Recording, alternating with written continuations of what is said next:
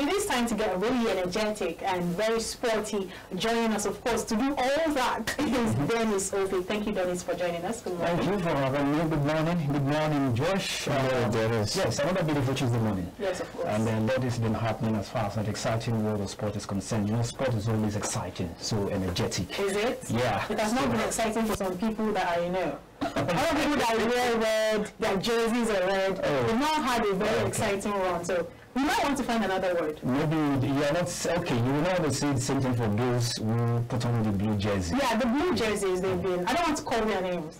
Give them that. Why am I having the feeling that someone is sounding like a Chelsea fan? Well, I actually am not a Chelsea fan, but Chelsea has had a good run recently, winning their games back to back. So please go ahead. What do you have for us today? Okay, so yes, from the NPFL, we're now on match day 8, and then the Super Eagles of Nigeria are getting ready for the double-header World Cup qualifiers, 2026 World Cup qualifiers against Lesotho and Zimbabwe. So first, some Super Eagles players already in camp. As of yesterday, we have reported that 3 players are in camp already.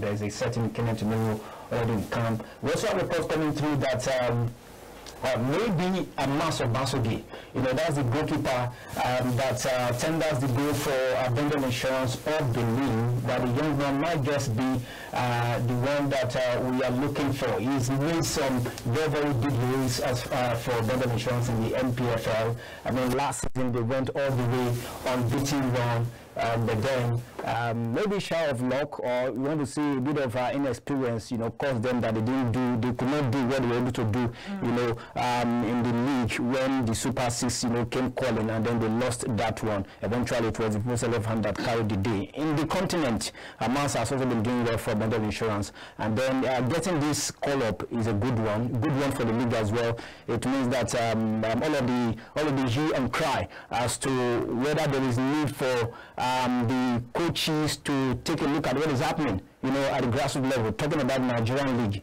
is paying off, even though may not be at the rate that we all expect, but then at least something is in the offing, and it's a positive one. We make a good of that. So hopefully Hamas, will do justice in goal.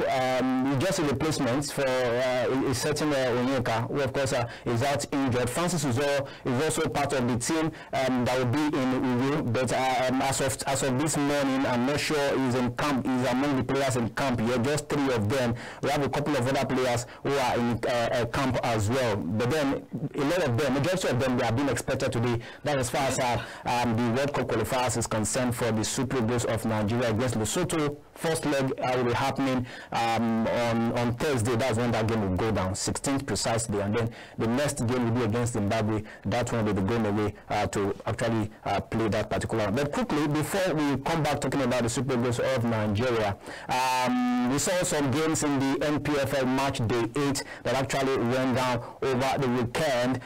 We saw a certain Lobi Stars, who of course, they are doing some great stock as far as the NPFL is concerned. And not many go from Lobi Stars, giving them a one victory from Akodi side over Sporting Lagos. That game happened in Lafia on Sunday. And Adam's second half ahead also they settled a high-profile game between Kano Pillars and of course the Pulse Elephants in favor of our 4-time champions all the way in Kenya. That game took place. Remo Stars kept up the pace with Lobi Stars beating Gombe United not 1, not 2, not 3, but 4-0. That particular game ended. The game involving bundle insurance, they went all the way to Plateau United, and then that game ended goalless. Same kind of run that they put up last season, where of course they went, they went AY. I mean, from the NNL, we saw a team coming from the NNL, the lower league, and then going almost unbeaten run.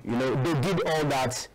Most of their games, ended in draws at the end of the day last season. But then it was a good one. I think they want to continue the same stride this time around, going all the way to pick a point. It's not easy, if you play if you someone follow the Nigerian league so well, it's not really easy, on the road going to pick a point, especially in the northern part of the country. So majorly, a lot has been happening as far as the league is concerned, and kudos again to Jose Pizarro, the coach of the Super Eagles, speaking a mass from Bendel Insurance. Then a quick one from the female angle of it.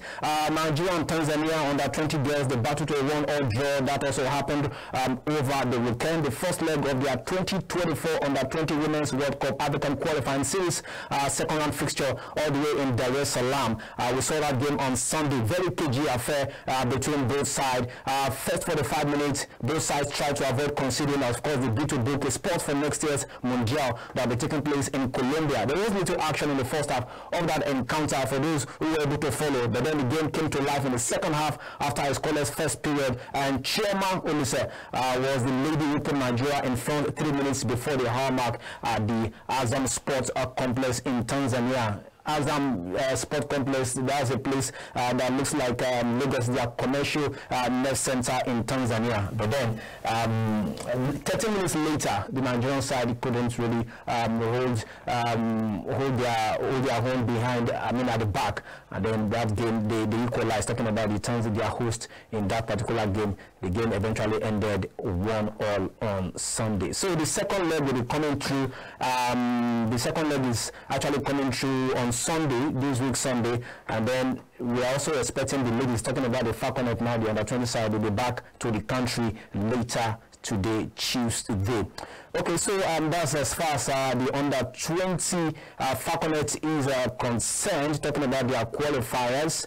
As we take attention away from there now, let's talk about, let's take attention to outside of our shores, and hopefully we'll be back to talk about what is happening with the Super Eagles later on. But of course, former Arsenal and Chelsea, Barcelona midfielder, talking about Cesc Fabregas, has been named interim manager of Italian side, talking about Como. Fabregas actually retired last season. He's taking over from Rene Longo for his first senior management role. Played 17 times for this same side in the Serie B right there in Italy last season before retiring from playing and becoming coach of their youth and reserves teams. Well, the club says they are actually trying to bring some excitement to the Serie B side, talking about Como, and then they want to employ someone who can bring excitement to the team, and then they believe that Cesc Fabregas is the man that can get the job done. So the man has been appointed. Hopefully this on interim basis, hopefully he will be given a permanent job with Como right there in the Italian Serie B in Italy. Okay, so that's for Cesc Fabregas. As we take you away from there, sad story that happened also over the weekend, but all the way in Albania, is a Ghanaian striker, Rafael Dramena, who died 28 years old after collapsing on the pitch during the league match in Albania. Was playing for Egnatia against Partizani. That was on Saturday, and despite immediate intervention, specialist doctors, he unfortunately passed away. That's according to the Albanian Football Federation, AFL. Was the leading scorer in the Albanian league this season with 9 goals, had won 9 caps and scored 2 goals for his country, talking about the Black Stars. That match on Saturday was abandoned, and the Federation has postponed all games scheduled in Albania for the week. Very sad one. Well, that will be the second time that the Black Stars, they are losing their players. I mean, the earthquake that took place in Turkey this year killed one of Black Stars players, talking about Christian Ansu, who also died this early this year. Very, very, very sad one there for the Black Stars of Ghana. This young lad, is lost his life just like that.